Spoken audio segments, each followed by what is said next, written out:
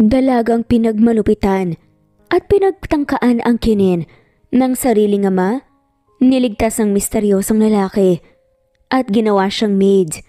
Pero nagulat ito nang makita ang tinatago niyang birthmark. Pero paano nga ba nagumpisa ang lahat? Uwi ka na agad, Marie? Tanong ni Leia sa kaibigan habang nililigpit ang mga gamit nito sa pagtitinda. Nakisuyo muna si Marie sa may-ari ng pwesto na siya muna ang magtitinda ngayon ng mga gulay na galing sa bakuran nila upang may perang pambili ng kakainin nila. Alam mo naman yun, Leia eh. Ganyan lang ang buhay ko. Sagot ni Marie kay Leia at binitbit na ang kanyang mga gamit. Nakisabay naman si Leia sa kanya sa paglalakad. Alam mo Marie, ang ganda mo. Hindi bagay sa iyo ang ganitong buhay. Bakit pa kasi hindi ka na lang magpakalayo-layo? Hindi naman din maganda ang trato nila sa iyo. Bilib talaga ako sa tatag at saka pasensya mo eh. Napabuntong hininga na nga lamang si Marie sa sinabi ni Leia. Ilang beses niya nang naisip na umalis at iwan ang pamilya niya. Ngunit hindi masikmura ng konsensya ni Marie. Alam mo na Leia, kung kaya kong magtiis, magtitiis talaga ako. Simpleng sagot naman ni Marie.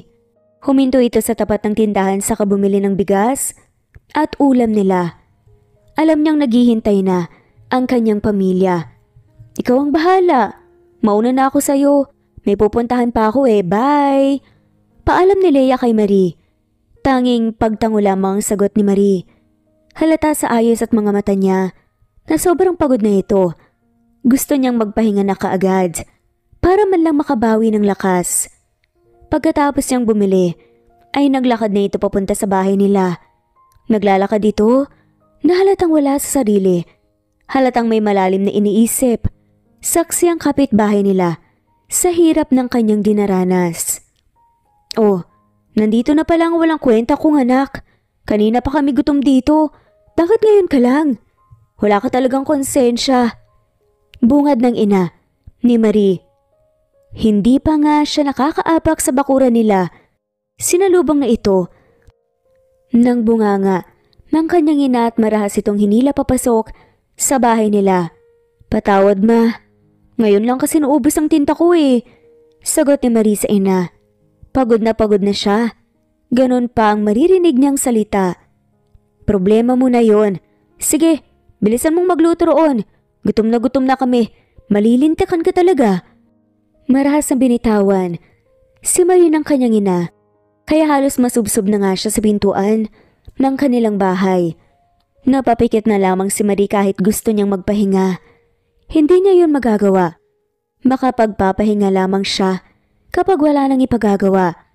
Pagbukas niya ng pintuan bumungad sa kanya ang mga kalat at ang ama niyang amoy alak na nakahiga sa upuan na gawa sa kawayan. Yan ang trabaho ng ama niya.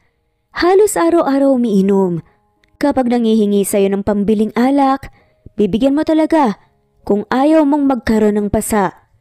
Bumuntong hininga na nga lamang si Marie habang papasok sa kusina nila. Sobrang kalat. Ang daming hugasin. Talagang napaka-loyal ng mga hugasin. Hinintay talaga siya. Wala siyang ibang choice kung hindi ang maglinis at magluto kahit labag sa katawan niya dahil gusto na nga lamang niyang magpahinga. Kahit ang sikmura niya ay nag-aalburuto na. Simula pagkabata ni Marie, ganito na ang pamumuhay niya. Lahat ng responsibilidad ng pamilya niya napunta kay Marie. Siya ang bumuhay sa kanila. Sa loob ng napakahabang panahon, tinatrato si Marie na para bang hindi nila kadugo. Mahirap ang naging karanasan ni Marie sa kamay ng kanyang sariling pamilya. Hoy, nakauwi ka na pala. Pahingi nga ng 20. Lumitaw ang kuya niya sa kusina. Iniwan muna ni Marie ang pagluluto at lumapit sa bag na dala niya kanina. Laking gulat niya nang wala na roon ang pitakan niya. Uto-uto ka talaga. Anong akala mo? Mag-iiwan ako sa'yo? Alam nga naman 20 lang ang kunin ko. Kung mas marami namang kulay ube na papel. Nangaasar pa na sambit ng kuya niya na nagpapabigat ng dibdib ni Marie. Pakiusap kuya. Ibalik mo sa akin yan. Pagod na nga ako kakatindi. Kanina pa sa ilalim ng init. Tapos kukunin mo lang yung pinaghirapan ko? Saad naman ni Marie sa kuya niya habang unti-unting naluluha na. Pero tinatatagan niya ang kanyang sarili. Kasalanan mo na yan. Hindi nag-iingat eh. Hindi natinag. Nasagot ng kuya niya habang inaasar siya nito ng wagas. Sige na kuya, please. Maawa ka naman oh. Halos naiiyak na nasabi ni Marie. Hindi lang ang kita niya. Ang nandoon pati na rin ang tinatabi niya araw-araw. Lahat ng pinaghirapan niyang ipunin ay naglaho na lamang na parang bula. Ano ba ang kaguluhang to? Kung makasigaw ka dyan, Marie, parang may masamang nangyari ah. Sumulpot bigla ang ina nila sa kusina. Nabuhaya naman ang loob si Marie. Kasi kinuha niya po yung pera ko, May. Sumbong ni Marie sa ina habang pinupunasan ang kanyang mga mata. Umaasang kakampihan siya at maiintindihan siya ng sariling ina. Pera lang naman pala eh. Tapos kung makasigaw ka dyan, para kang mamamatay na. Tanging sambit ng kanyang ina na ikinahugulgol na lamang ni Marie. Bakit pa kasi aasa pa si Marie nang kakampihan siya ng kanyang ina? Simulat sa pulaman wala na nga siyang ibang kakampi, kundi ang sarili niya. Pero ma, akin yan eh. Tumigil ka nga dyan. Sa kakaarte mo, Marie. Ang niluluto mo nasusunog na. Naiinis na sigaw pa ng kanyang ina. At lumapit ito sa kuya ni Marie. Hati tayo, nak. Narinig ni Marie sa kanyang ina habang iginaya niya ang kanyang kuya palabas ng kusina. Wala na nga lamang nagawa si Marie kung hindi ang umiyak habang tinatapos ang ginagawa niya. Sobrang sikip ng dibdib niya. Hinahabol niya ang kanyang paghinga habang naguhugas ang mga plato, nagayos ng kalat at pagluluto. Pagkatapos si Marie nagawa ang lahat, kumain na muna siya ng konti. Tanging ang papa niya lamang ay mahimbing na natutulog ang nasa bahay kaya malaya siyang makakain. Hindi pa nakakauwi ang kuya at ina ni Marie, siguradong nagdiriwang na yon gamit ang pera niya. Bawat pagsubo niya, katumbas ang mga luhang nagsisilaglagan sa mga mata niya. Ulam niya ang pait at sakit na nangyari sa buhay niya. Hindi niya malaman kung bakit ganyang buhay ang meron siya. Gusto siya ng pamilya na kahit simple ay puno ito ng pagmamahal.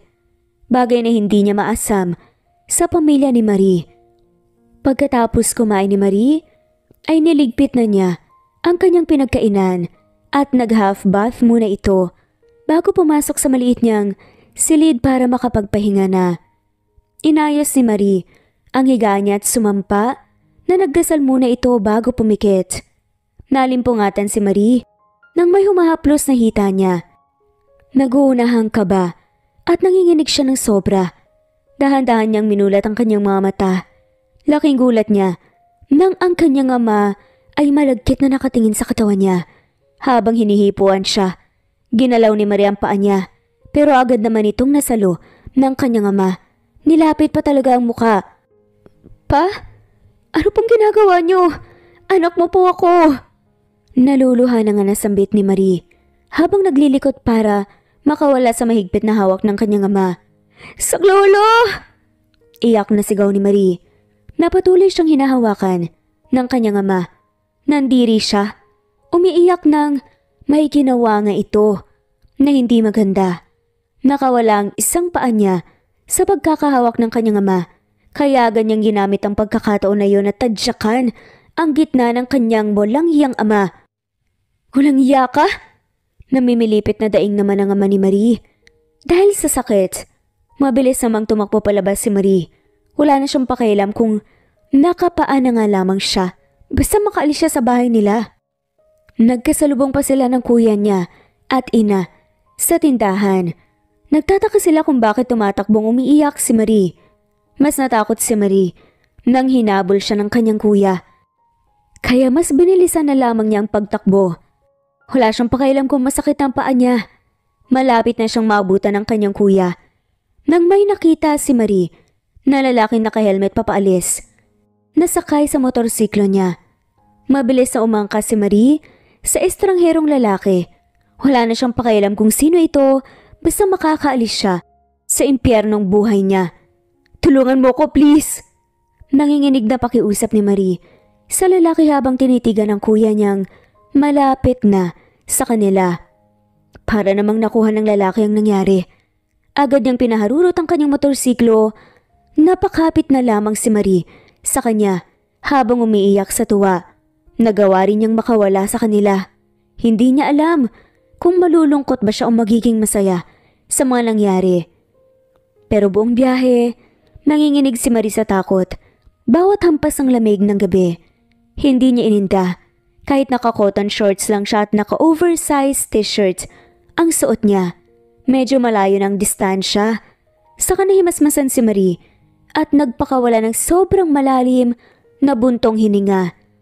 Natabunan si Marie ng pagkahiya nang maalala at maproseso ang lahat ng nangyari at pinaggagawa niya.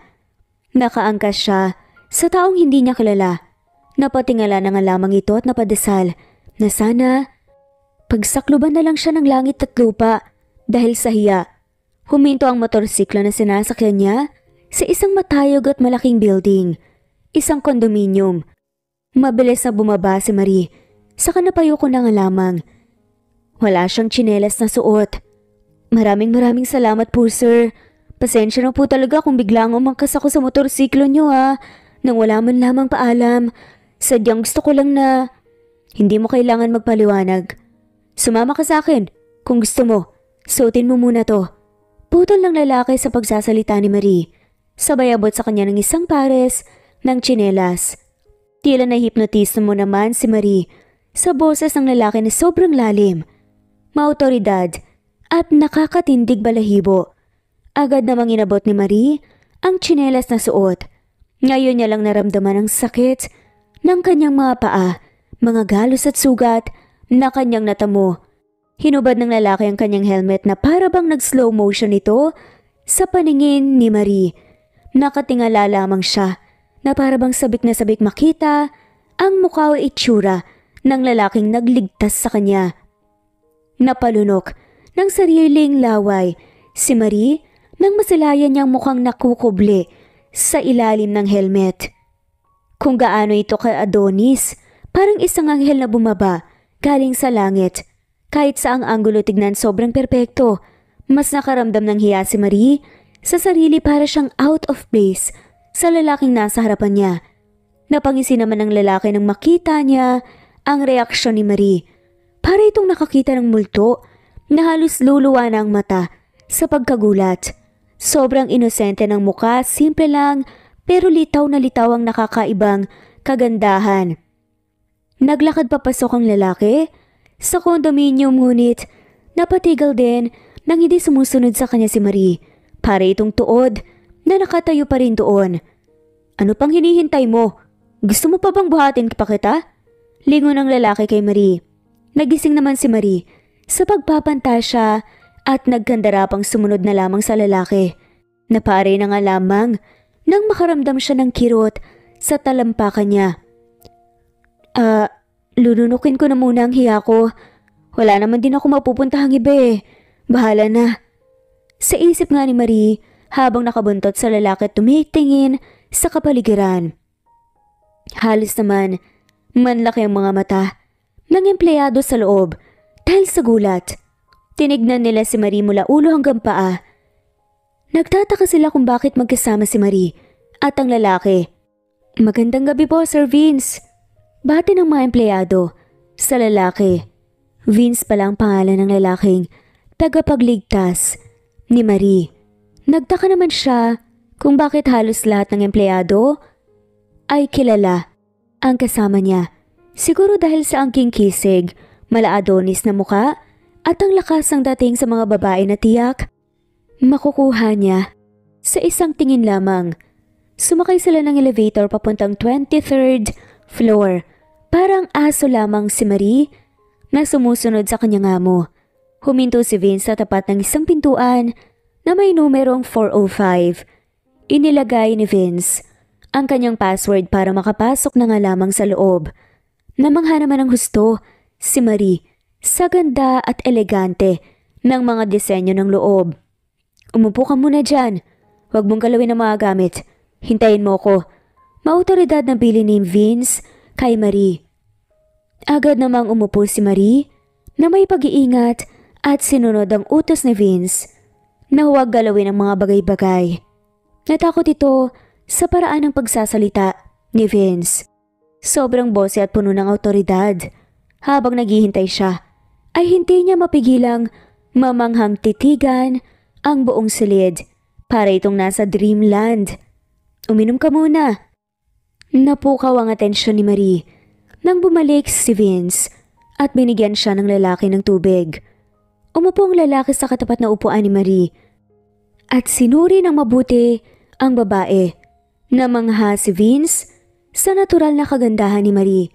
Kahit simple lang, luminlitaw ang ganda nito. Maraming salamat po ah. Huwag ka pong mag-alala sir. Lilinisin ko po itong silid nyo. Yan lang po magagawa ko para masuklian po ang kabutihan niyo sa akin. Sambit ni Marie na nagpapangiti kay Vince. Para bang may humaplo sa dibdib niya. Nang magsalita, si Marie, sobrang kakaiba ang dating nito sa kanya. Sobrang gaan ng kanyang pakiramdam dito. Parang matagal na nga silang magkakilala. Just call me Vince. And you? Tanong ni Vince kay Marie na tila hindi pinansin ang unang sinabi ng dalaga. Po? Nakakahiya naman po sa inyo sir. Marie po. Nahihiya at inosenteng sagot niya. Marie? Nice and unique name. Okay Marie. Pwede kang tumuloy dito hanggang kailan mo gustuhin. Nagulat naman ng sobra si Marie sa tinura ni Vince. Halos maibuga niya ang iniinom niyang tubig. Naghahalo ang saya at panginginig niya dahilan para maiyak si Marie sa kabaitan ni Vince. Talaga po, maraming salamat po talaga. Huwag po kayong mag-alala. Pagsisilbihan ko po kayo ng maayos sir. Nanginginig na sambit ni Marie habang nagsituluan ang kanyang mga luha. Kahit may paghalinlangan at hiya siya na nararamdaman, hindi niya muna inintindi dahil wala naman siyang mapagpipilian. Wala naman din siyang mapupuntahan. Shh, huwag ka nang umiyak. Ayoko nang iyakan. At huwag kang magpo sa akin. Nakakatanda lalo may iwan muna kita dito. Aalis muna ako. Yang kabilang kwarto doon ka. Gamitin mo ang lahat ng mga gamit na gusto mong gamitin. Ikaw nang bahala dito. This time, pwede mo nang gawin kung anong gusto mong gawin. Mahabang sambit pa ni Vince na ikinatango na nga lamang ni Marie habang pinipigilan ng mga higbing kung mawala sa kanya. Mag-ingat po kayo sir. Tanging sambit ni Marie. Huli niyang napagtanto na ayaw pala ni Vince na magpo siya. Nginisihan na nga lamang siya ni Vince at tuluyang lumabas na. Napahagulgol sa iyak si Marie at dumampa sa sofa habang iniisip ang mga pangyayaring naranasan niya sa pamilya niya. Hindi niya lubos akalain na aabot sa ganun ang kanyang ama sa kanya. Mabuti na lamang talaga at nakawala siya. 10:00 na ng gabi. Sa kakaiyak ni Marie, hindi niya namalaya na nakakaidlip pala ito. Nakatulog na may mga luha sa kanyang mga mata. Ilang oras ang nakalipas, umuwi na si Vince. Laking gulat nang makita si Marie na nasa sofa natutulog. Nakadapa habang humihilig pa ng malakas. Nilapitan niya ito at lumuhod para makapantay niya ang mukha ni Marie na natatakpan ng iilang hibla ng kanyang mga buhok. Dahan-dahan niyang inipit ang mga buhok nito sa likod ng tenga ni Marie. Parang may mabigat na dumagan sa dibdib ni Vince nang makita niya ang maamong mukha ni Marie na puno ng nagsisituyo ang mga luha. Agad niyang pinunasan ang mga mata ni Marie nang may namumuong luha rito na agad pumatak. Hindi ko alam kung bakit sobrang gaan na pakiramdam ko sa'yo. May nararamdaman akong hindi ko naintindihan. Na sa'yo ko lamang nararamdaman. Sino ka ba talaga, Marie? Nakuha mo ang atensyon ko. Sambit ni Vince na tila ba kinakausap niya ang mahimbing na natutulog na si Marie. I want to know you more, Marie. Dagdag pang sabi ni Vince habang hinahaplos ang pisngi ng dalaga. Dahang-dahang kinarga ni Vince si Marie na para bang bagong kasal papunta sa magiging silid niya at inilagay sa kama. Kumuha siya ng bimpo at pinunasan niya ito, lalo na ang mga paa nitong may mga sugat. Pagkatapos niyang nilinis at gamutin si Marie, lumabas na rin ito sa silid at pumasok sa kanyang silid. Sa hindi malamang dahilan, napangiti ng wagas si Vince at hindi niya inaakalang magagawa niya ang mga bagay na yon sa isang babae. Mag-uumaga na lang, hindi pa rin nakatulog si Vince. Hindi maalis sa isip niyang babaeng nasa kabilang silid. Ayaw siyang tantanan ng kanyang isipan. Kinabukasan, nagising si Marie ng maayos at maganda ang gising niya. Nagtaka siya kung bakit nasa loob na siya ng isang silid. Napansin niya rin ang mga band-aid na nakalagay sa mga sugat niya sa paa. Biglang uminit ang mukha nito dahil sa hiya at dahil na nga rin sa kilig. Bumangon siya kaagad at inayos ang sarili. Sinilip muna ni Marie ang labas ng kanyang silid kung nandoon ba si Vince sa sala. Nang makitang wala, lumabas na kaagad si Marie. Ano kayang paborito niyang pagkain? Sambit ni Marie habang nag-iisip at napansin niya na parang hindi nagagalaw ang kusina, na parang hindi nagluluto si Vince. Pagbukas ni Marie sa refrigerator ay tanging tosino, egg, bacon lang ang laman nito. Ito yata ang niluluto niya, prito. Usal ni Marie. Nagad kinuha ang mga ito at naghanda para sa pagluluto. Nakakita siya ng apron at ginamit yun at nagsimulang magluto. Ilang minutong pagluluto ay hinanda niya na kaagad ang lamesa at tinakpan ng mga niluto niyang pagkain. Kahit takam na ang sikmura ni Marie, iniwasan niyang kumain, nahihiya siyang maunang kumain kaysa kay Vince. Hinugasan na lamang ni Marie ang nagamit niya kanina sa pagluluto.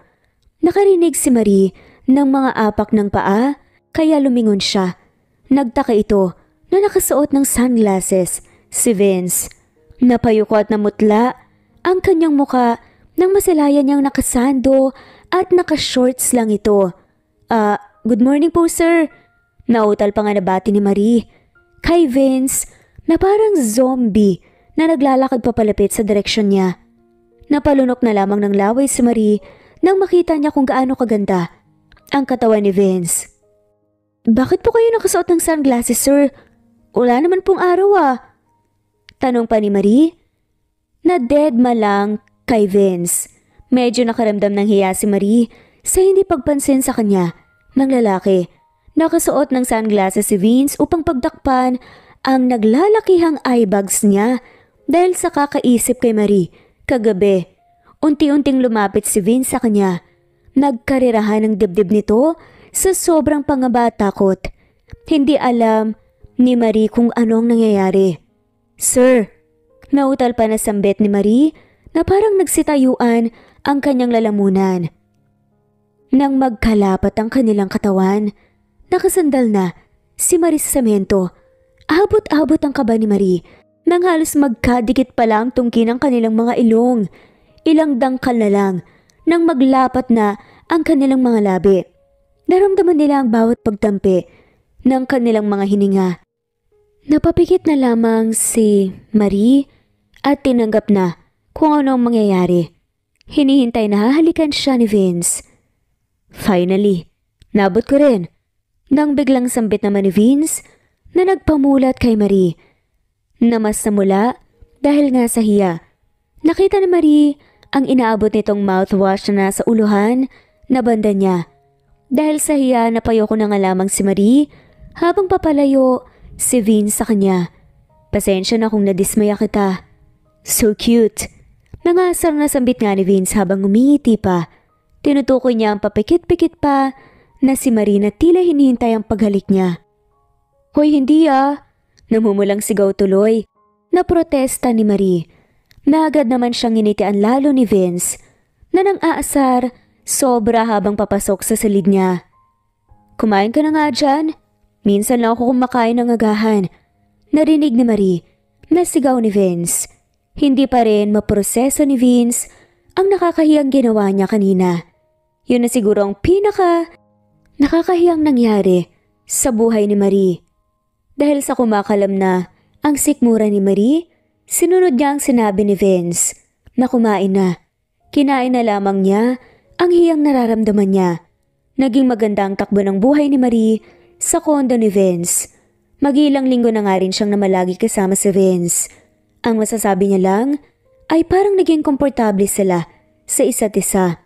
Nagmamop si Marie habang nakasuot ng uniformeng pangkasambahay na nakita niya sa kabinet. Nahihiya itong suotin ng mga damit na nasa closet ng kanyang silid. Halatang pangmayaman na sa tingin niyang hindi babagay sa kanya. Ilang ulit na nga siyang sinabihan ni Vince na hindi na kailangan magsuot ng parang kasambahay, pero sadyang matigas talaga ang ulo ni Marie kaya wala na nga lamang nagawa pa si Vince. Biglang may nag-doorbell. Tumunog ito kaya nagtaka si Marie kung sino nga ba yun. Mula nang namalagi si Marie sa kondo, ngayon lang nangyari na may bisita. Tulog pa rin si Vince kaya wala siyang ibang choice kundi ang pagbuksan ng pintuan. Bro, bakit sabi ng sekretary mo absent ka ngayon whole day, aba? Natigil sa pagsasalita ang isang binata na kaibigan ni Vince na si Sander nang bumungad sa kanya ay si Marie at hindi si Vince. Oh, I'm sorry. Nandyan ba si Vince? Bawi pa ni Sander sa pagkagulat habang sumisilip sa loob ng kondo. Natutulog pa po sir. Simpleng sagot na lamang ni Marie sa kanya. Gumili dito upang makapasok sa loob ng lalaki. Dude, nandyan ba siya? Oh, hello miss. May dalawa pang sumulpot na lalaki na nagulat din nang makita si Marie. Nakaramdam ng hiya si Marie, mabuti na lamang talaga at nakapangkasambahay ito. Baka kung ano pang isipin nila. Pinapasok sila ni Marie sa loob, nagtataka na nakangiti ang mga lalaki kay Marie. Hindi nila inaasahan na ito ang kanilang nadadatnan. Natutulog pa po siya eh. Kung gusto niyo po, gigisingin ko na lang po siya para sa inyo. Sambit pa ni Marie. Sa kanila habang nakaupo sila sa sofa, na muntik ng malaglag ang isang lalaki sa sinabi ni Marie. Tama bang narinig ko bro? Pakipitik nga ako. Aray, ang sakit sabi ni Sander. Gigisingin niya raw. Naku, wag na. Baka kung ano pang mangyari. Kahit sino hindi pwedeng gisingin ng natutulog na dragon. Saan ang dalawang kaibigan ng lalaki? Nagtaka naman si Marie sa mga sinasabi nila. Palagi ngang nagpapagising sa kanya si Vince. Teka, sabi niya gigisingin niya? So ibig sabihin palagi niyang ginagawa yon kay Vince? Gulat na usal pa ni Sander. Saad pa nga ng magkakaibigan. Isa pang nakakapagtaka dude. Ayaw na ayaw ni bro na may tumutuloy sa kondo niya tapos may nadatnan tayong babae dito. Kaya nga eh. Ito na ang sign. Ang weird. Napangiwi na nga lamang si Marie sa mga pinag-uusapan nila na parang hindi nga siya kaharap. Kung makapagchismisan, akala mo wala sa likuran nila. Nakikinig sa kanila. Anong ako lang babaeng nakapunta rito? May kwarto nga riyan na halos magagamit ng pambabae tapos sasabihin nyo na ako lang? We, di nga. Sa isipan lang ni Marie. Iniwan na lamang niya ang mga kaibigan ni Vince na nagtatalo na ewan at ipinagpatuloy ang pagmamop. Kanina, iniwan niya muna ang mop sa may kusina dahil ihuhuli na nga lamang niya yon pagkatapos ni Ver lumagalmasal. Good morning Marie. Pakiprepare ang cereals and milk ko. Salamat. Narinig ni Marie. At ng mga kaibigan ni Vince ang sigaw nito mula sa kanyang silid. Yes boss, copy po. Agad na sigaw naman ni Marie, pabalik at hinanda ang cereals nito. Nagkamabutihan din silang dalawa sa iilang linggo silang magkasama. Hindi naman makapaniwala mga kaibigan ni Vince. Sa kanilang narinig mula kay Vince, ang isang mahigpit at bossy na CEO, marunong magpasalamat, nakikiusap at bumabati pa na kahit sa kumpanya nila, hindi ito pala salita. Marie, nakita mo ba yung... What the? Bakit kayo nandito? Sinong nagsabi sa inyo na pumunta kayo rito? Gulat na nasambit tuloy ni Vince sa mga kaibigan niya. Imbes na matakot ang mga to sa tinura ni Vince, nagawa pa talaga nila itong nginitian ng nakakaasar. Congratulations bro! Normal na lalaki ka na talaga. Sad pa nga ng kaibigan. We're so proud of you, kakaiba ka talaga. Asar pa sa kanya ng mga kaibigan na mula na nga lamang ang tenga at pisngi ni Vince. na ibig sabihin nahihiya o kinikilig ito. Tumahimik nga kayo, wala na kayong pakialam doon, umalis na nga lang kayo. Nakatiimbagang nasabi ni Vince sa kanila. Namula ka Mr. Sandoval, ngayon ka lang namin nakitang ganyan na. Mukhang tinamaan ka na talaga. Asar pa ni Sander kay Vince na nagpapakunot sa kanya ng noo. Tumahimik ka Sander, umalis ka na nga lang kayo, nakakaabala kayo. Inis nitong sambit habang pinaghila ng mga kaibigan na umalis na. Ano? Alis na? Gumala kayo kahit saan. Wala akong pakialam doon. At bakit kayo nandito? Di ba oras ng trabaho? Dagdag pa nito, nasabi na umiral na nga rin ang pagkabosi. Oras din ng trabaho ngayon Mr. Sandoval. You shut up Sander. Aalis kayo o hindi? Galit na turan pa ni Vince. Natawa na nga lamang ang mga kaibigan. Aalis na. Nax, iba talaga ang ma-in love, gagawin ng lahat. Aalis kayo o kaltas ng triple sa sahod nyo? Sabi ko nga, enjoy your day bro. Nagsitakbuhang lumabas ang mga kaibigan ni Vince na hindi na magawa pang magpaalam kay Marie. Napahilamos na nga lamang si Vince sa kanyang sariling palad dahil sa frustration. Sir, bakit po sila nagbabadaling umalis? Inosenteng tanong ni Marie kay Vince nang umupo na ito para magalmusal na. Huwag mo nang isipin ang mga yun. Wala lang silang magawa sa buhay. Sagot ni Vince na nakakunot ang noo at nilantakan na ang kanyang cereals. Sa ilang linggo magkasama sila, nalaman ni Marie kung sino talaga si Vince. Isang CEO ng malaki at kilalang kumpanya, pero hindi ito ipinapakita sa kanya ni Vince na dapat pagtuunan ng pansin ang kanyang pagiging CEO. Lilinisin ko muna ang kwarto niyo sir, para po pagkatapos ninyo dyan, makapaglinis po ako sa kusina. Hinging permiso ni Marie kay Vince. Tanging pagtango na nga lamang ang nagawa ni Vince dahil nasa pagkain nakatuon. Pumasok na kaagad si Marie sa loob ng kwarto ni Vince. Inayos niya ang kama at pinalitan ng beddings. Binuksan ang mga bintana at pinulot ang mga kalat. Lastly, pumasok si Marie sa banyo para linisin at kunin ang mga labahin. Hindi napigilan ni Marie na mamula nang pagtingala niya ay may nakita nga siyang boxer ni Vince na nakasampay. Ang mas nagpalula pa kay Marie dahil Mr. Bean na cartoons ang design nito.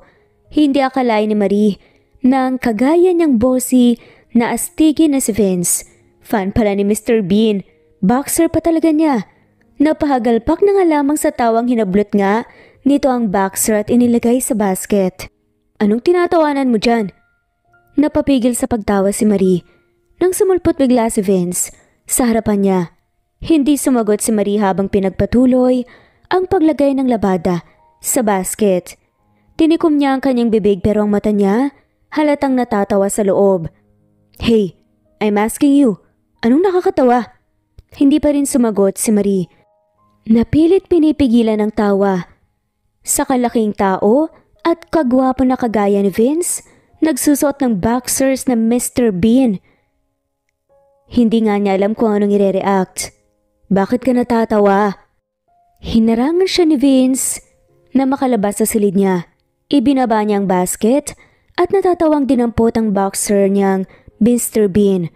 Namula naman ng gusto si Vince nang mapagtanto na yun ang tinatawanan ni Marie. What the? Nainis na sambit ni Vince at hinablot ang boxers niya. Ngunit tumakbo palabas si Vince. Pati na nga rin si Marie na parang bata habang tumatawa ng malakas. Mr. Bean pala ah! Tatawa-tawa pa ngang saad ng babae. Tawang-tawa nga ito habang hinahabol siya ni Vince na namumula na nga talaga sa hiya. Naapakan pa ni Marie ang map kaya naman tuli na dulas ito at nawala siya sa balanse. Agad siyang sinalo ni Vince sa kanyang bisig. Ngunit sa kasamang palad na dulas ang isang paa nito dahil sa basa pa nga ang sahig na nauwi sa pagkadagan ni Marie kay Vince na parehas naninigas ang sarili. Dahil sukat na sukat ang pagdampi sa kanilang mga labi, ilang segundong nanatili sila sa ganoong posisyon habang parehong nagulat sa nangyari. Natauhan na lamang si Marie kaya agad itong tumayo. Tumakbong papasok sa silid niya at hindi alam ang kanyang gagawin. Unang halik ko yun ha, tilipan ni Marie habang hinahaplos ang labi niya. Sumalampak naman siya sa kama at nagpagulong-gulong habang tinatapik-tapik ang kanyang magkabilang pisngi dahil sa halong hiya at kilig. Paano ko na siya ngayon haharapin? Usal pa ni Marie sa kanyang sarili. Mula nang mangyari ang insidenteng yun, umiwas na si Marie kay Vince. Ginagawa niya pa rin ang kailangang gawin. Gumagawa lang talaga ng paraan si Marie na hindi sila magkatagpo. Hanggang sa, iniiwasan mo ba ako, Marie? Narinig ni Marie mula sa labas ng banyo. Nagkunwari itong hindi pa tapos. Sa pagligo, si Marie para lang maiwasan siya. Hindi po sir pagsisinungaling ni Marie. Ilang araw na rin niyang iniiwasan ng lalaki. Naalala niya kasi ang aksidenteng first kiss niya kapag nakikita si Vince. Alis muna ako. Ikaw na lang bahala rito. Paalam ni Vince. Na agad nakahinga ng maayos si Marie. Sa wakas makalabas na nga siya ng banyo. Sige po sir, ingat po Masayang sambit na lamang ni Marie. Nakasuot lamang siya ng tube at maikling shorts. Hindi niya nadala ang t-shirt niya sa banyo. Pinapatuyo niya ang kanyang buhok gamit ang towel habang papalabas sa banyo. Sabi mo alis ka na, sigaw ni Marie nang paglabas niya sa banyo ay bumungad sa kanya ang lalaking nakapamewang na hinihintay ang paglabas niya. Nataob si Vince sa nakita niyang katawan ni Marie nang mapansin ni Marie ang malagkit na titig ni Vince sa kanya at agad itong nagsisisigaw na tumalikod kay Vince. Mas lalong nataob si Vince nang makita niya ang birthmark ni Marie sa bewang niya na nagbibigay ng kahinaan, takot at tuwa kay Vince. Hindi alam ni Vince ang gagawin kaya mabilis itong umalis habang nanginginig sa kanyang nasaksihan. Agad siyang bumaba sa kondo. Biglang tumunog ang cellphone niya kaya agad niya itong sinagot kahit na ang isipan niya, litong-lito na talaga. Sir, ready na po ang documents. Narinig ni Vince sa kabilang linya. Napatango siya kahit hindi ito nakikita ng kausap. Kailangan na kailangan niya ito ngayon. Paglabas niya sa building, agad niyang nakita ang assistant niya sa parking lot. Pumasok si Vince sa kotse. Hindi na makahintay pang buksan ang mga dokumento. Napaiyak na nga lamang siya nang malamang kung ano ang sinapit ni Marie mula pa noon. Nalaman niya rin na hindi pala ito ang tunay na magulang ni Marie. Ampon lamang siya, kaya pala ginagawang kawawa. Naging emosyonal siya nang makita ang birthmark ni Marie kanina. Hinding-hindi siya magkakamali. Ang babaeng matagal na nga nilang hinahanap. Agad niyang tinawagan ang kakilala niya. Nagkita sila sa isang elegante at prestigyosong restaurant. Are you sure, Vince? It's very impossible. Nagtataka ngunit, puno ng sayang sambit ang isang ginang kay Vince. Ang mga mata nito nagdingning sa tuwa. Hindi mapakali at hindi na makahintay pa na makita siya. Hindi ko alam tita pero sobrang gaan kasi ng pakiramdam ko sa kanya. Plano ko nang ipaglaban siya. Kalimutan na ang tuluyan, si Cristil. Pag-amin nga ni Vince sa ginang. Si Cristil ang anak ng ginang na nawala noong 3 years old pa ito na first love ni Vince. Kasama niya ang kanyang yaya nang sumabog ang kotse na sinasakyan nila. Pero wala na si Cristil dito, iho. Imposible. Umiiling-iling na sambit naman ng ginang. Yan nga po tita Nalilito rin po ako. Nasa kondok siya tita. You can see her if you want. Usal ni Vince. Na agad binuhaya ng ginang. Hindi siya handa sa mga nangyayari. Sumang-ayon ang ginang sa gusto ni Vince. Napuntahan nila si Marie sa kondo. Puno ng kaba at hindi mapakali ang ginang. Gayon din si Vince. Ang babaeng matagal na nga niyang inaasam na kahit sa panaginipan lamang ay magkakasama sila muli. Maaaring nasa tabi niya lang pala at maaaring makasama niya ng panghabang buhay. Kinakabahan ako iho sa pwedeng mangyari. Kung si Cristil man yun, hindi ko talaga alam ang gagawin ko. Nanginginig ng sambit ng ginang nang bumaba na sila sa kotse at papasok sa kondo. May birthmark po siyang kagaya sa inyo. Kaya may chance po na talaga na siya yon. Pangungumbinsi naman ni Vince sa ginang. Ang kanilang birthmark ay hereditary na talaga sa angkan nila ang may ganoon na klaseng birthmark. Isang marka na para bang apoy na nagliliyab. Hindi ko na alam ang iisipin ko, iho. Hindi na ako makapaghintay pa na makita siya. Puno ng pigating tugon ng ginang. Halata sa kanyang boses, na sabik talaga itong makita ang dalaga. Pinindot ni Vince ang doorbell sa kanyang kondo. Nakahawak naman ang ginang sa bisig ni Vince bilang suporta. Kinakabahan ito sa anumang maaaring mangyari. Ilang minuto ay bumakas na ang pintuan, laking gulat ni Vince. At nakita din niya ang babae na nagulat. Kasama nito ang ginang. Nakasuot lamang si Marie ng oversized shirt, kaya hanggang kalahati ng kanyang hita. Nahiya ito kaagad. Nagulat siya nang tinignan siya ng ginang na halos maluha-luha. Sinusuri siya mula ulo hanggang paa. Kinakabahan naman si Marie sa nangyayari. Hello, iha. Magandang umaga. Ikaw yata si Marie. Magandang bungad naman ang ginang kay Marie. Nahihiya namang tumango si Marie sa kanya at napapatingin kay Vince. At automatiko na nga itong namumula ng maalala ang huling eksena nila kanina. Mas nagkaroon siya ng reason na iwasan ng lalaki. Tuluyang pumasok si Vince sa loob ng kondo. Maiwan ko muna kayo. Maghahanda muna ako ng makakain sa kusina. Salita ni Vince habang may bitbit na ilang mga pinamiling pagkain sa labas. Tumango na nga lamang ang ginang kay Vince. Sa hindi malamang dahilan, kinakabahan si Marie, hindi niya alam kung anong sadya. Sa kanya ng ginang, tita pala ako ni Vince, iha. Parang anak ko na rin si Vince, dahil magkakaibigan kami ng mga magulang niya. Kaya wag ka nang mailang pa sa akin. Pakausap ng ginang kay Marie habang nakaupo ito sa katapat niyang sofa. Akala ko po ma'am kaya po ang mama ni sir. Nahihiyang sagot pa ni Marie sa ginang. Sobrang formal naman ata, iha. Tita na lang ang itawag mo sa akin. Nakwento kasi ni Vince na may tinulungan siyang babae. Kwento ng ginang. Hindi may iwasan ng ginang na makaramdam na ito ng lukso ng dugo. Ang anak niyang panganay na babae ay pare-pareho ng muka. Ang nakakaiba lang ay ang kutis nila na halatang lunod na lunod sa trabaho. Nakakahiya naman po. Napangisin na nga lamang ang ginang dahil pare-pareho talaga silang kinikilos ng anak niyang si Crisil at sobrang mahiyain ito, lalo na ang pagyuko nito na natatabunan ng muka kapag nahihiya ito. Ilang taon ka na ba, iha? Tanong ng ginang habang tinitignan si Marie na nanunubig ang mga mata. Hindi ito nakikita ni Marie dahil nakayuko ito. 23 na po ako, sagot naman niya. Mas nakaramdam ng mabigat na dibdib ang ginang na eksaktong 20 taon na nawawala ang anak niyang si Crisil.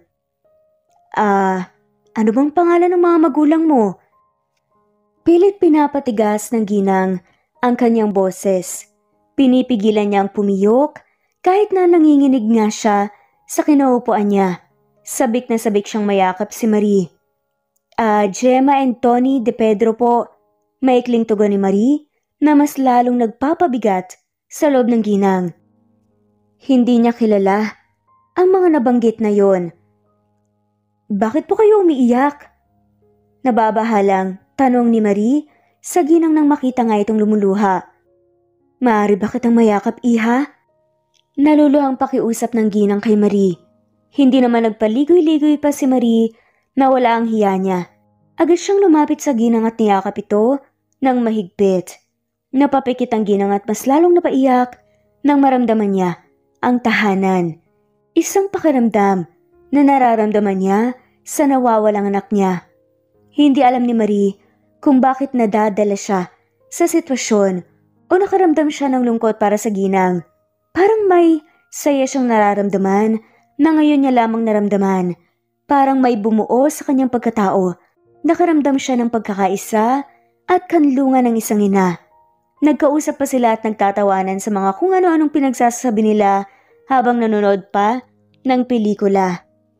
Sa konting oras, ng pagsasama nila ay para bang matagal na silang magkakilala dahil sa pagkalapit nila.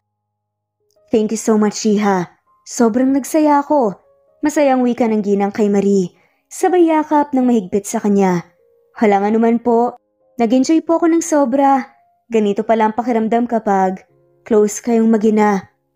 May bahid ng lungkot na sabi ni Marie sa ginang na niyakap din ito ng mahigpit. Hindi mo deserve ang ganoong trato, Iha. Mabuti na lang talaga at nakawala ka roon.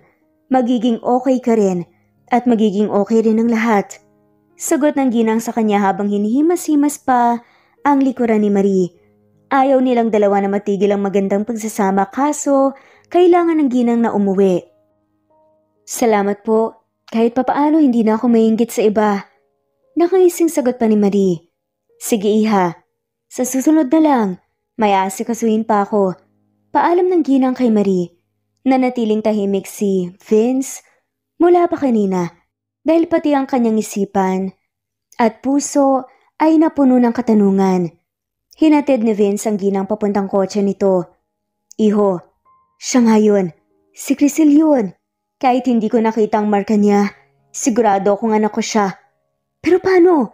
Kailangan kong buksan uli ang pag-iimbestiga. Iho, hanapan mo ako ng mga bagay na mula sa kanya na maaaring gamitin natin sa DNA test. Seryosong sambit ng ginang na mas nagpapagabog ng dibdib ni Vince. Kaya pala ganoon na lamang kalapit at kakomportable siya sa kanya.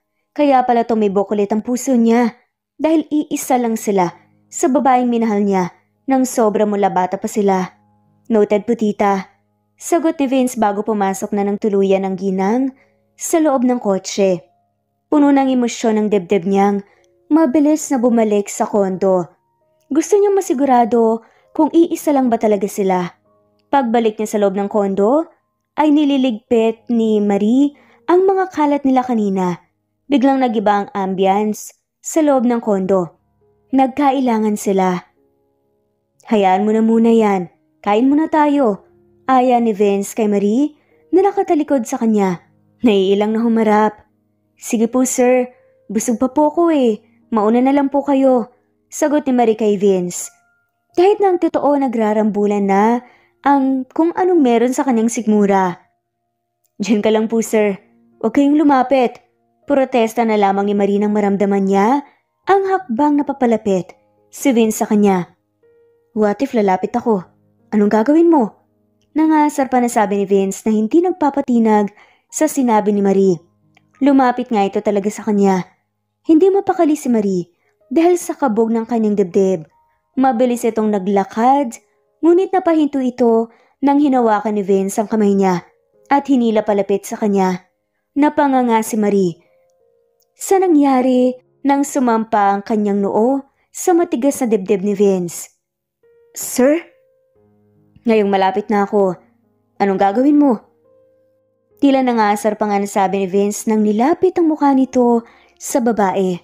Napalunok na lamang ng laway si Marie na halos maduling na sa titigan nilang dalawa.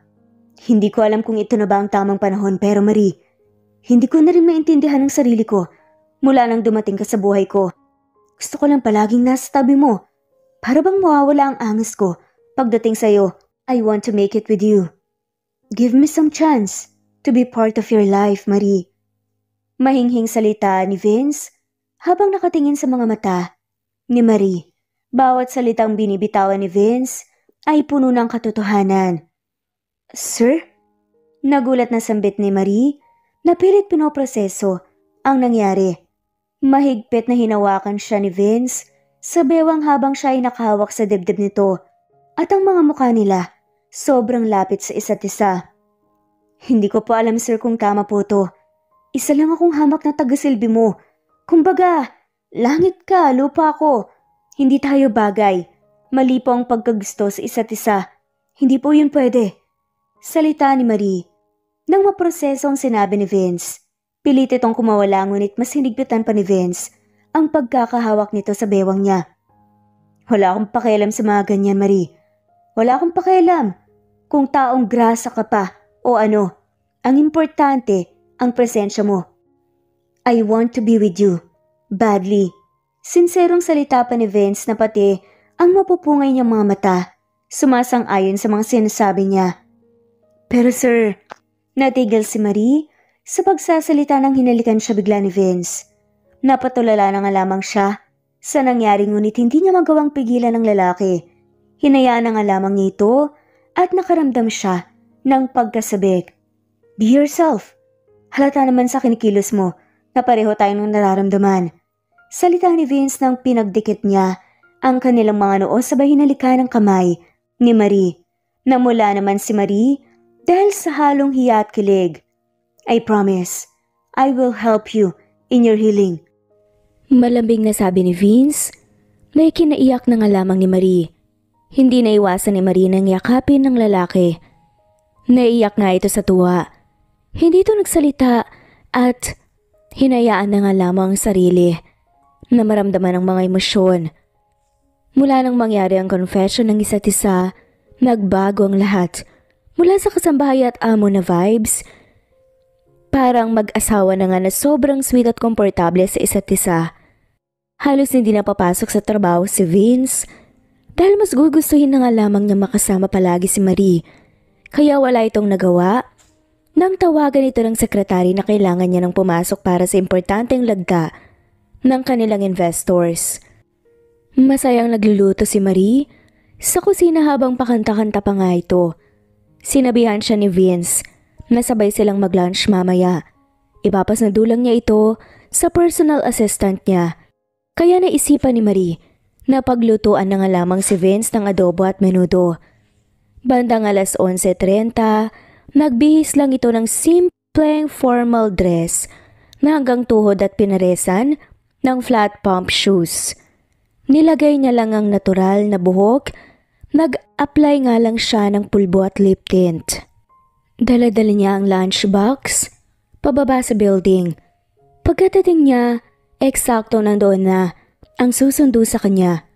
Buong biyahe ay kinakabahan si Marie dahil unang pagkakataon nitong makakatuntong sa kumpanya ng nobyo at magkasama sa publiko.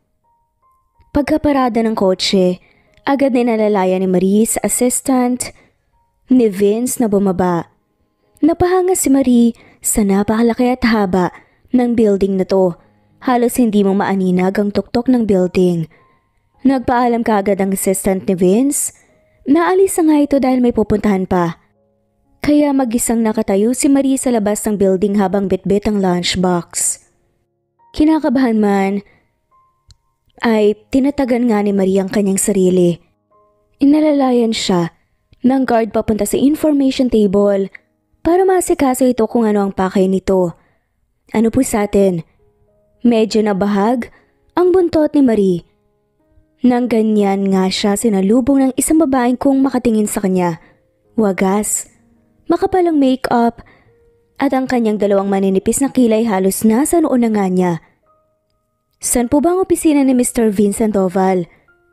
Magalang na tanong na nga lamang ni Marie na mas middle-titahan mode siya ng babae. Talagang hanggang anit na nga niya ang taas ng kilay nito. Aba, ang lakas sa manata ng apog mo. Bakit ka pa ba pinapapasok ng guard dito? Halata namang isa ka sa mga babaeng nagkakandara pa sa boss ko. Kung maibigay ka sa kanya, nakita mo yung nakatambak na mga bagay dyan? Diyan mo ilagay. Malditang tura nito kay Marie. Nanliit siya sa kanyang sarili at hindi napigilang masaktan. Tinignan niya ang sinabi ng babae at sobrang dami ng stuffs na nandoon lalo na ang mga love letters. Hindi ma'am, pwede po pakisabi na lang po sa kanya na may naghahanap po sa kanyang babae. Marie po ang pangalan. Nauutal pa nga at halatang natatakot nga si Marie sa sinabi niya na ikinasamid na nga lamang ng babae sabay rolyo ng kanyang mga mata. Umismid nga ito. Iba ka talaga no? Mandidistorbo ka na nga lang Mga babaeng katulad mo hindi yan hinaharap ng boss ko. Sobrang busy niya kaya tigilan mo na ang pagde-daydream mo kung ayaw mong tawagin ko ang guard at damputin ka sa labas. Napaigtad si Marie sa pagsigaw sa kanya ng babae. Napayoko na nga lamang ito at napahikbi. Wala siyang ibang kilala. Wala siyang phone para man lang makontak ang nobyo. Hindi niya alam kung paano. Oh, bakit pa iyak-iyak ka dyan? Ang arte mo. Sanay na kami sa mga ganyan, oy. Hindi mo kami madadala kaya umalis ka na. Shoo! Tabay sa kanya ng babae. Walang magawa si Marie kung hindi tumalikod na umiyak. Uuwi na nga lamang siya doon na nga lamang hintayin si Vince sa kondo.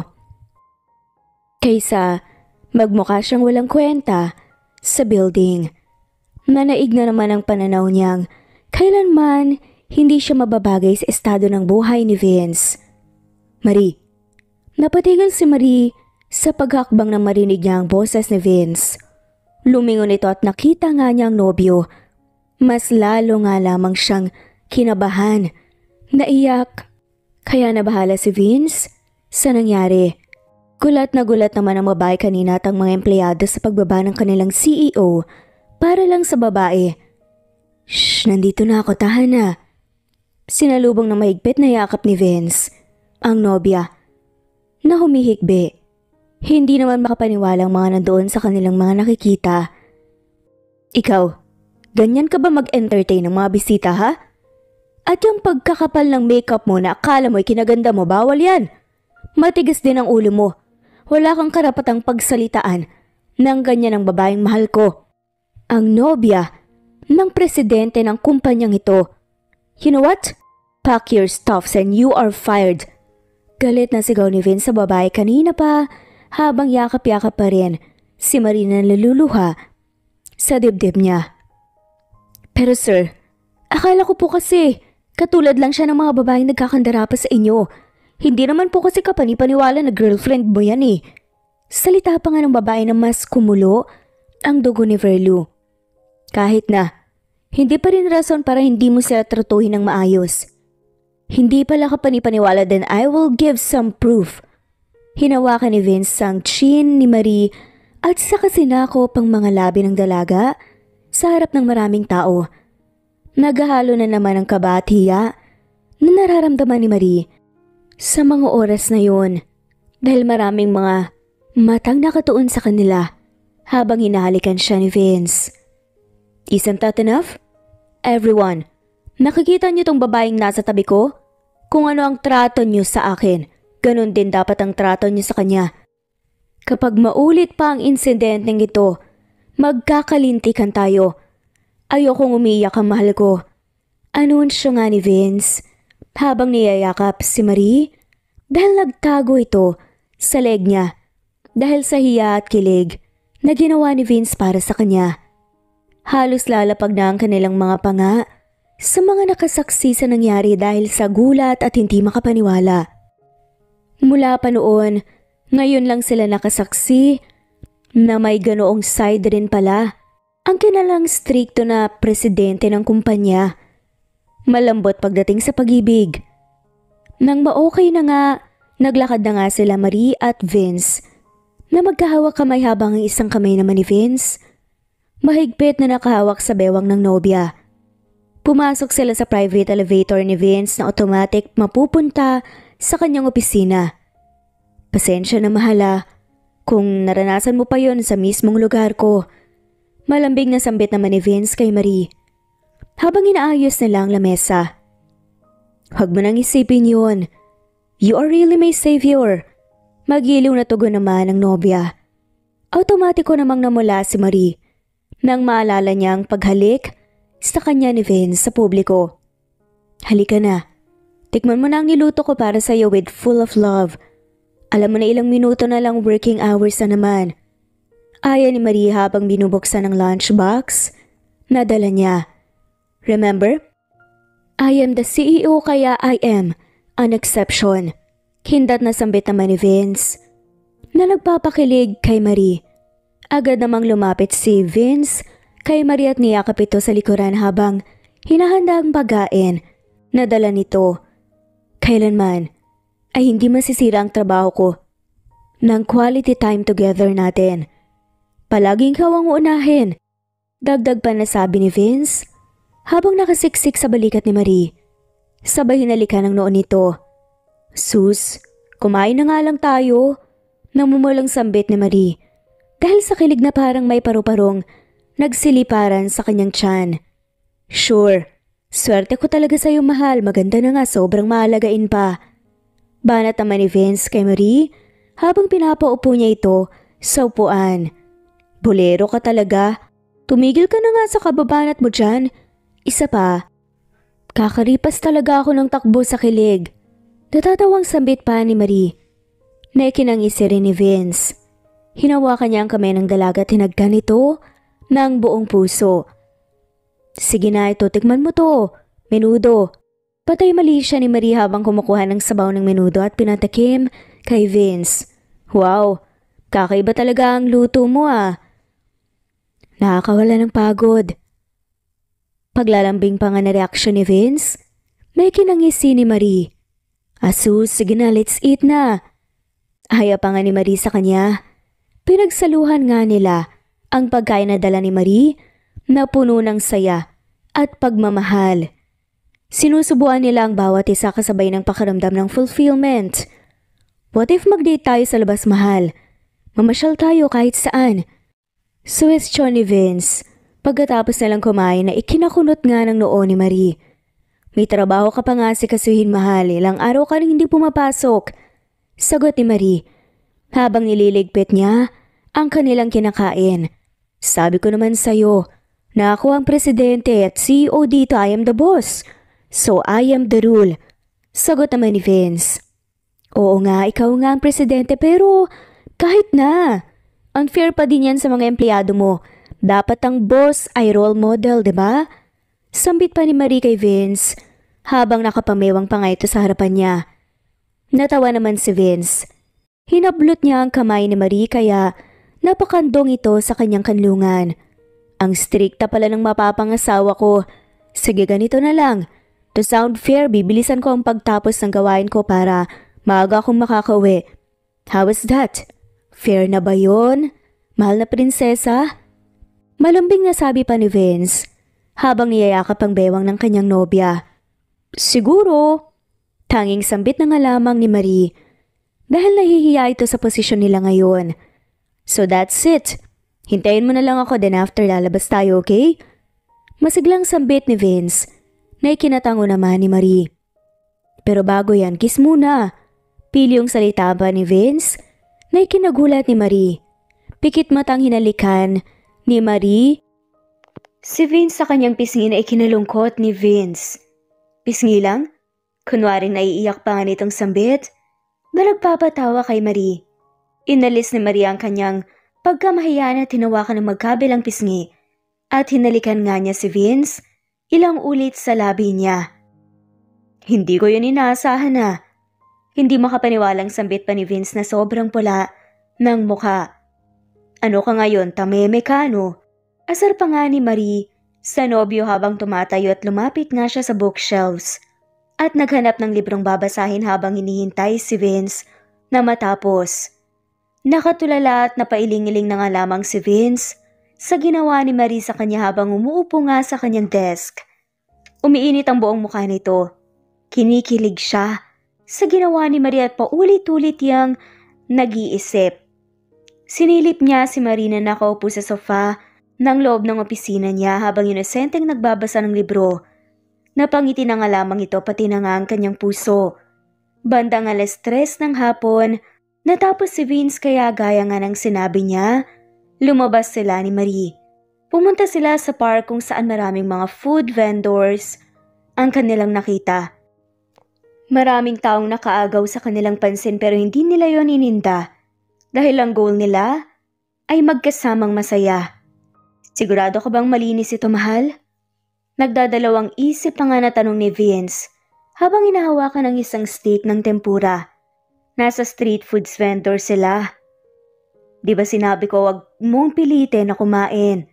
Sagot naman ni Marie habang sarap na sarap itong kumakain ng kwek-kwek.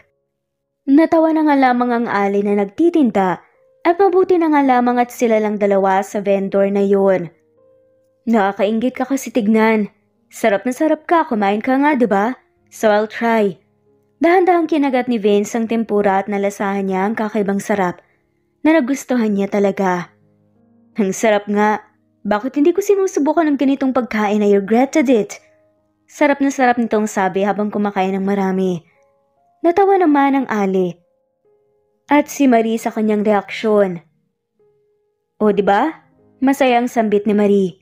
Pagkatapos nila sa street foods vendor ay gusto ni Marie na pumunta ng arcade, hindi makuha ni Vince ang kanyang sasakyan dahil maraming nakaharang din na mga sasakyan kaya hinila siya ni Marie papuntang sakayan ng jeep. Challenge mo ba to sa akin, mahal? Bulong pa nga ni Vince kay Marie nang ang daming pasahero na ang sumasakay. Para naman minsan may isip ko na pareho lang tayo ng mundo.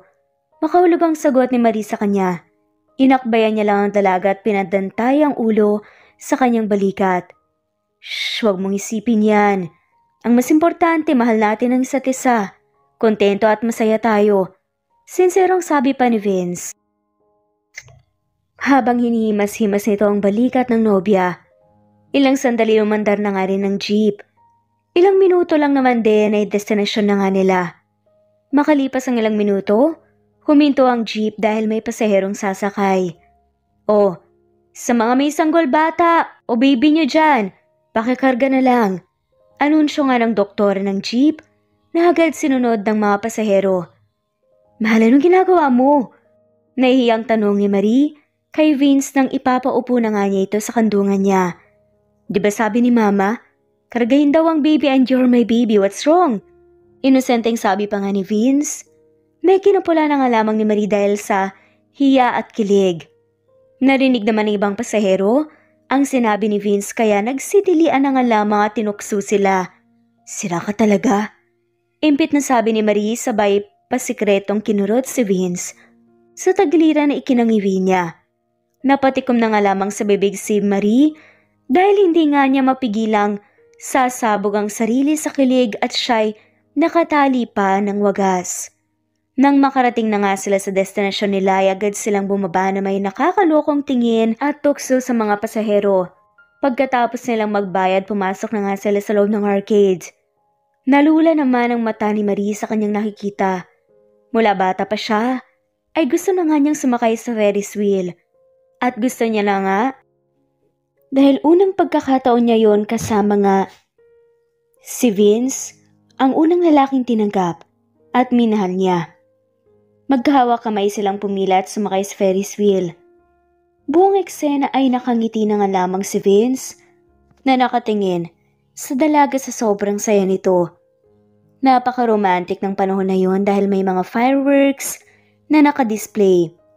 Nang nasa tuktok na nga sila, biglang huminto ang Ferris wheel, niyakap nila ang isa't isa habang pinapanood ang sari-saring fireworks display. May papakita ko sa iyo, mahal. Agaw pansin ni Vince kay Marie kaya lumingon ito sa kanya. Kinuha niya ang wallet niya at may hinablot na isang kwintas na lakit na heart shape. Napahawak si Marie sa kanyang bibig dahil sa gulat. Binuksan ni Vince at may dalawang bata na lalaki at babae na picture ang bumungad at nakahalik sa pisngi ng babayang lalaki. Nagugulang umiyak si Marie. Tumalikod dito at may kinuha at kaparehong kapareho yun ang lakit ni Vince. Dahan-dahan itong humarap kay Marie. Halos mapanganga rin sa gulat si Vince. Binuksan niya ang lakit na hawak ni Marie. Parehong-pareho sa picture na nandoon sa kanya. Ang kakaiba lang, ang batang lalaki ang nakahalik sa pisngi ng babae. So, totoong ikaw talaga yan, mahal. Ang batang akala ko'y wala na, ay nasa harapan ko na. Mahal, Chris, ikaw nga. Umiiyak na sambit ni Vince habang niyayakap niya ng sobrang higpit si Marina ngayon ay umiiyak na nga at nagtataka. Maraming katanungan sa isip niya. Bakit sila may ganoong lakit ni Vince? Ibig sabihin bata pa, magkakilala na sila? Mahal, hindi ko naintindihan ang nangyayari. Nagtatakang sambit ni Marie. I want you to ready yourself, mahal. Marami ka pang malalaman tungkol sa pagkatao mo. Mangiyak-ngiyak na sambit ni Vince kay Marie. Ramdam na ramdam nga ni Marie kung gaano kasaya si Vince. Puno ng pagtataka at katanungang sumama si Marie kay Vince dahil gusto nga niyang masagot lahat at magkaroon siya ng payapang pag-iisip. Dinala ni Vince si Marie sa isang malaking bahay na tila mansyon. Pumasok sila at nadatnan niya ang pamilyang halos pare-pareho sila ng mga features ng kanilang mukha. Nakita ni Marie ang ginang na dumalaw sa kanya sa kondo. Tumatakbong umiiyak ito papalapit sa kanya at niyakap siya ng sobra. Pati na nga rin ng lalaking kasing edad lang ng ginang at dalawang babae na mas matanda sa kanya. Nang ilang taon na halos magkapareho sila ng mukha sa isa. Ipinaliwanag nila ang nangyari kay Marie. Nagpagawa sila ng investigasyon na laman nila na ang yaya noon ni Marie ay iniwan siya sa kapatid nito na siyang akala ni Marie ay ang kanyang tunay na mga magulang ngayon. 3 years old siya noon nang sumabog ang sinasakyang sasakyan ng yaya nito. Anak niya ang kasama niyang natusta sa sunog na akala nila ay si Marie. Litong-lito si Marie sa totoong pagkatao niya, pero kahit ganoon, nananalaytay pa rin ang lukso ng dugo kaya hinayaan niya ang kanyang sarili na mapuna ang puwang sa kanyang puso ang pagkasabik niya sa pamilya. Dahil sa nagawang investigasyon nalaman nila na nasunugan ang pamilyang kinalakihan ni Marie, kahit hindi maganda ang pakikitungan nila kay Marie, hindi niya napigilang masaktan at mag-alala, kaya umiling ito sa kanyang totoong pamilya na tulungan sila. Natuwa naman sila sa kabaitan at busilak na puso sa kanilang mahal na anak, kaya pinagbigyan nila ito. Umiiyak na tumatakbo si Marie sa bahay na kinalakihan niyang natutusta na sa sunog. Tanging ang flooring na semento na nga lamang ang natitira at ilang mga bakal. Leia, nasan sila mama? Nag-aalalang tanong pa nga ni Marie sa kaibigan. Eksaktong nadatnan niya ito at nagulat naman si Leia sa kanyang nakita. Ibang-iba ito sa Marie na nakilala niya. Marie, ikaw na ba yan? Miss na miss ka na namin ah. Dinambahan nga niya nang isang mahigpit na yakap si Marie. Namiss din kita ng sobra, Leia. Nasaan na ba sila mama? Tanong ulit ni Marie sa kanya. Kakaiba ka talaga, Marie. Sobrang bait mo talaga. Sa kabila ng kanilang nagawa, nakuha mo pa talagang magmalasakit pa. Nasa center sila. Makahulog ang sagot ni Leia na ipinagpapasalamat niya ng sobra at agad tumakbo papuntang center. Sunod lang sa kanyang dalawang kotse. Pagkarating niya doon ay emosyonal nga niyang tinignan ang itinuring nga niyang pamilya. Nagtataka sila kung bakit umiiyak ang isang babae na tinitignan sila. Inobserbahan nila ito ng maigi at ito ang kanilang nakilala. Marie? Nanghinang tawag ng kanyang mama. Napamulat ang papa niyang nakahiga sa karton na may iilang mga lapnos dahil sa sunog at ang kuya niyang nagtataka na nakaupo sa sahig. Ma, tawag niya rito at dinambahan ng mainit na yakap. Hinawakan siya ng kanyang papa sa kanyang paa. Hindi ito makatayo humingi ng tawad sa kanyang nagawa na labis ikinaiyak ni Marie. Lahat ng kanyang mga hinanakit mula sa kanila naglaho na parang bula. Binigyan sila ni Marie ng bahay na masisilungan, mga pagkaing kailangan at tulong pinansyal para sa pansimulang kabuhayan. Ipinagamot niya ang kanyang ama. Walang minuto na hindi humihingi ng tawad ang kanyang pamilya sa kanya na tinanggap naman ni Marie ng buong puso. Nawalan na nga ang bigat na kanyang dinadala. Naging okay na rin ang lahat. Pinaliwanag naman lahat ni Marie ang nangyari sa kanila.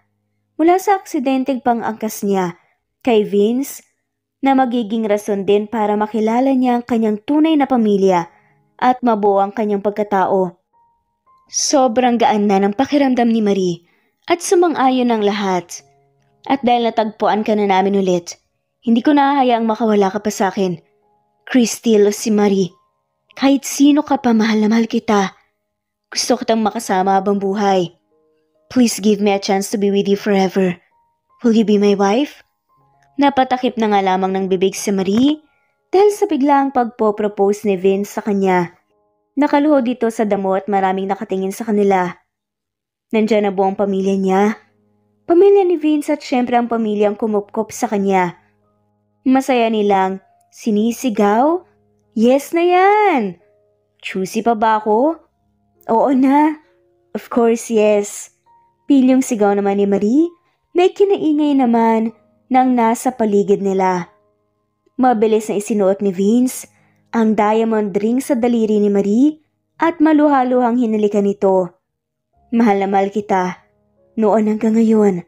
Matamis na sambit ni Vince at nang maghiwalay ang kanilang labi at pinagdugtong ang kanilang mga noo. Mahal na mahal din kita. My savior billionaire. Sagot naman ni Marie na ikinasaya nga nilang dalawa.